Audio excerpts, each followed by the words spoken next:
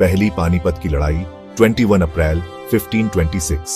वो साल था 1526। दिल्ली की गद्दी पर बैठा था सुल्तान इब्राहिम लोदी, लंबा चौड़ा, बलशाली, लेकिन अपने ही अफसरों और अमीरों से नाखुश।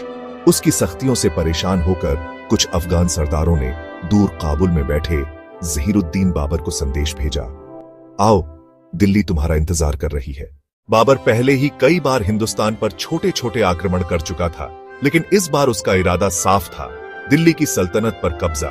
वह फरगना और समरकंद का योद्धा था, जिसे तोपखाने के इस्तेमाल में महारत हासिल थी, और यही उसकी सबसे बड़ी ताकत थी। बाबर लगभग 12,000 सैनिक लेकर पानीपत पहुंचा। उसके पास ऊंटों पर रखी भारी तोपें थीं, जो उस समय हिंदुस्तान में बहुत कम देखी गई थी। दूसरी ओर इब्राहिम लोदी के पास करीब 1 लाख सैनिक और 1000 हाथी थे। संख्या में लोदी की सेना बहुत बड़ी थी, लेकिन बाबर की चालाक रणनीति और आधुनिक हथियार उसे खास बनाते थे। सूरज की पहली किरणों के साथ युद्ध शुरू हुआ। बाबर ने अपनी सेना को तुर्की तुलुगमा पद्धति में सजाया, आगे तोपखाना, दोनों ओर घुड़सवार और बीच में पैदल सेना।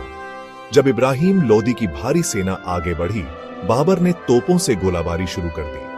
तोपों की आवाज, धुआं और बारूद से हाथी बेकाबू हो गए और अपनी ही सेना में भगदड़ मच गई।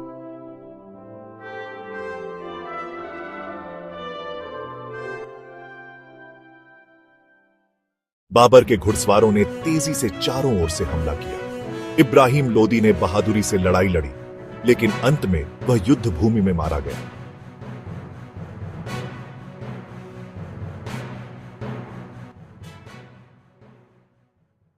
इब्राहिम लोदी की मौत के साथ दिल्ली की सल्तनत का अंत हुआ।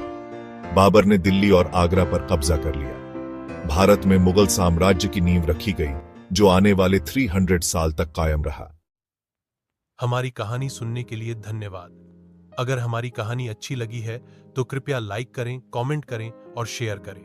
हमारी अगली कहानी सुनने के लिए कृपया हमारा चैनल सब्सक्राइब करें। धन्यवाद।